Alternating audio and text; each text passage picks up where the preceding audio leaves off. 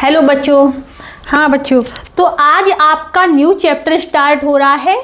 Chapter का name है kingdom, plant kingdom. आपका living bird, biological classification 2 chapter आपके फिनिश हो चुके हैं और 3rd चैप्टर आपका है प्लांट किंगडम। प्लांट किंगडम में देखो इम्पोर्टेंट आपके लिए अगर कहें तो एल्गी, जो ये टॉपिक है, ये टॉपिक आपके लिए इम्पोर्टेंट अगर कहें तो देखो क्वेश्चन बनने के लिए बन भी सकता है। इससे मोस्टली क्वेश्चन बनता है आपका एल्गी से। एल्गी का पूछ लेंगे हैबिटाट, एग्जाम्पल्स ब्रायोफाइटा, पेट्रिडोफाइटा, जिम्नोस्पर्म और एंजियोस्पर्म। एंजियोस्पर्म की डिटेल आपकी नहीं दी गई है प्लांट किंगडम में। एंजियोस्पर्म क्योंकि ये हटा दिया, पुरानी एनसीईआरटी में है, तब भी मैं आपको पढ़ा दूंगी, ठीक है।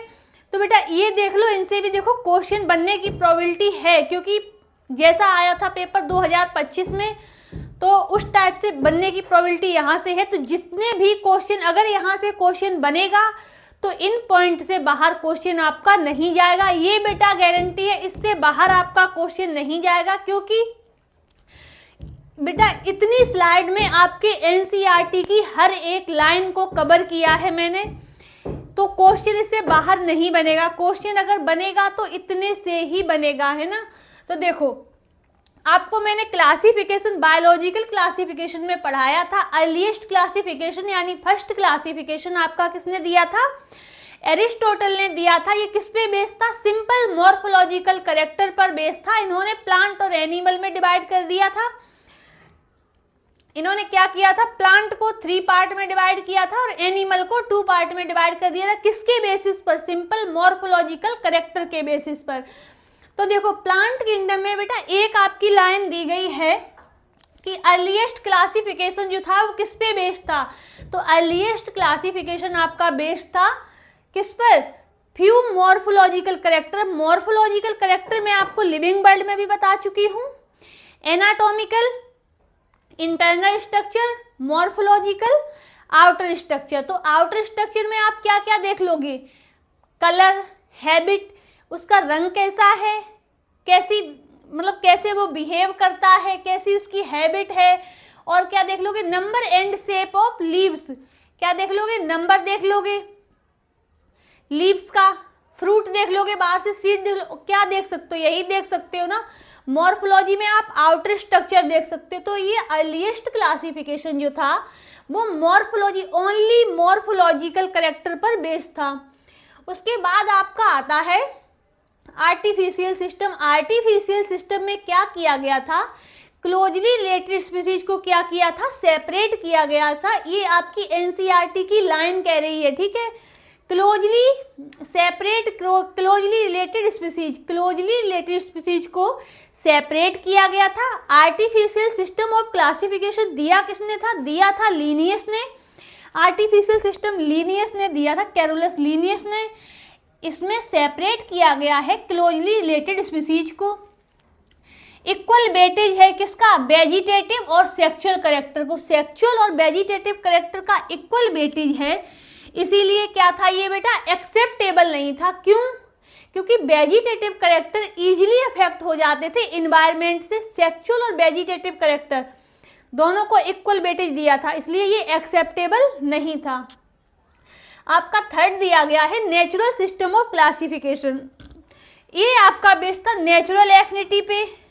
Natural affinity means not only external, मतलब बताया गया है, मैंने अभी बताया था एक्सटर्नल कैरेक्टर मतलब मॉर्फोलॉजिकल कैरेक्टर यानी outer structure. Not only external feature but also include internal feature. Internal feature अभी मैंने बताया, इंटरनल एनाटॉमिकल फीचर यानी internal feature like ultra structure, उसका इंटरनल स्ट्रक्चर कैसा है, एनाटॉमी, उसकी एनाटॉमी अंदर से दिखता कैसा है, एम्ब्रियोलॉजी कैसी है, और फाइटोकेमिस्ट्री कैसी है, ठीक है। नेचुरल सिस्टम ऑफ क्लासिफिकेशन किसने दिया था? यहाँ से देखो क्वेश्चन बन सकता है, किसने दिया था? George Bentham and Joseph Dalton Hooker ने आपका नेचुरल सिस्टम ऑफ क्लासिफिकेशन दिया था, George Bentham and Joseph Dalton Hooker ने। अब आपका दिया गया है फाइलोजेनेटिक क्लासिफिकेशन सिस्टम। इसमें क्या किया गया है? फाइलोजेनेटिक क्लासिफिकेशन सिस्टम में आपके सेम टेक्सा के ऑर्गेनिज्म इसमें क्या है? बिलोंग करते हैं। Organism belong to same taxa. और जो ऑर्गेनिज्म जिसका टैक्सा सेम होगा उसका एंसेस्टर तो सेम होगा ही होगा। क्यों? हमने आपको लिविंग वर्ल्ड में पढ़ाया था टैक्सा, हर कोई क्या है, एक टैक्सा है। जैसे गेहूं क्या है, टैक्सा है। चावल क्या है, टैक्सा है।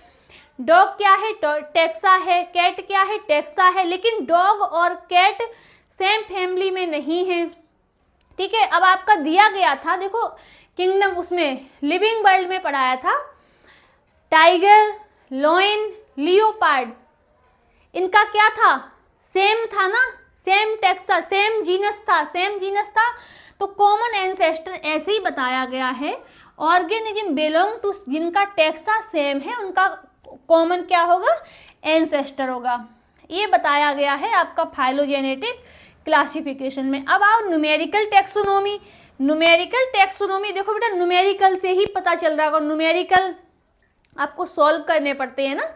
तो न्यूमेरिकल टैक्सोनॉमी बेटा बेस्ड थी किसकी, कंप्यूटर बेस्ड थी, और ईच करेक्टर को इक्वल इंपॉर्टेंस दी गई थी।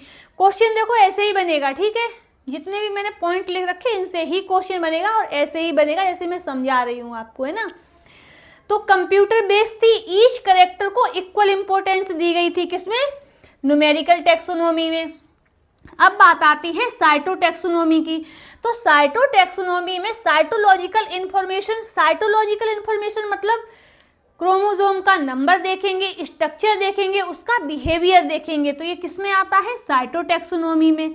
साइटोटैक्सोनॉमी में साइटोलॉजिकल इन्फॉर्मेशन की बात चलती है, लाइक क्रोमोसोम का नंबर, स्ट्रक्चर और बिहेवियर। अब बात आती है आपकी कीमोटैक्सोनॉमी की। तो कीमोटैक्सोनॉमी में क्लासिफिकेशन किया गया है किसका, प्लांट और माइक्रो ऑर्गेनिज्म का। कीमोटैक्सोनॉमी में प्लांट और माइक्रो ऑर्गेनिज्म का क्लासिफिकेशन किया गया है। इसमें कुछ केमिकल कंस्टिट्यूट यूज किए गए थे प्लांट टू रिजॉल्व कंफ्यूजन, क्योंकि प्लांट में क्या था, इसलिए वो रिलीज किए गए थे क्योंकि कंफ्यूजन पैदा हो रहा था। उस समय जो भी टैक्सोनॉमिस्ट थे उस समय इसको क्या कर रहे थे, यूज कर रहे थे। तो इतना समझ में आ गया होगा। अर्लीस्ट क्लासिफिकेशन आर्टिफिशियल किसने दिया था, ये पूछ सकता है आपसे। यहाँ से क्वेश्चन देखो, आर्टिफिशियल में पूछेगा आपसे कि सेक्सुअल करेक्टर और वेजिटेटिव करेक्टर को इक्वल इंपॉर्टेंस दी गई थी, इसलिए क्या था, ये एक्सेप्टेबल नहीं था। अब नेचुरल क्लासिफिकेशन सिस्टम से आपसे क्या पूछ सकता है, नेचुरल सिस्टम ऑफ क्लासिफिकेशन आपका नेचुरल एफिनिटी मतलब ये केवल एक्सटर्नल फीचर पे ही डिपेंड नहीं था, एक्सटर्नल और इंटरनल दोनों फीचर इंक्लूड थे। दिया किसने था, George Bentham and Joseph Dalton Hooker ने। अब आपका फाइलोजेनेटिक क्लासिफिकेशन अगर पूछेगा तो इसमें क्या पूछेगा कि ऑर्गेनिज्म जो थे वो सेम टैक्सा से बिलोंग करते थे, उनका कॉमन एंसेस्टर था। न्यूमेरिकल टैक्सोनॉमी से कैसे क्वेश्चन आ सकता है, किसके, ये कंप्यूटर बेस्ड थी और हर एक करेक्टर था उसको इक्वल इंपॉर्टेंट दी गई थी, किसमें, न्यूमेरिकल टैक्सोनॉमी में। अब साइटोटैक्सोनॉमी की बात आती है, इसमें साइटोलॉजिकल इंफॉर्मेशन देते हैं। इंफॉर्मेशन में क्या आता है, क्रोमोसोम का नंबर, स्ट्रक्चर और बिहेवियर। कीमोटैक्सोनॉमी में क्लासिफिकेशन किया गया था प्लांट और माइक्रो ऑर्गेनिज्म का। उस समय केमिकल कंस्टिट्यूट को यूज कर रहे थे कंफ्यूजन को रिजॉल्व करने के लिए हर एक टैक्सोनॉमिस्ट। इतना बेटा ये बेसिक नॉलेज थी, basic knowledge in the sense इससे भी क्वेश्चन बन सकता है। मैंने बता दिया कहाँ से क्वेश्चन बनेगा। आप PYQ में आए हुए क्वेश्चन इससे लगा सकते हैं। इतना पढ़ने के बाद NCERT रीड करने की आपको जरूरत नहीं है, ठीक है। अब आपको पढ़ाएंगे एल्गी, ब्रायोपेट्रिडो और जिम्नोएंजियो, ठीक है। तो इतना नोट कर लो।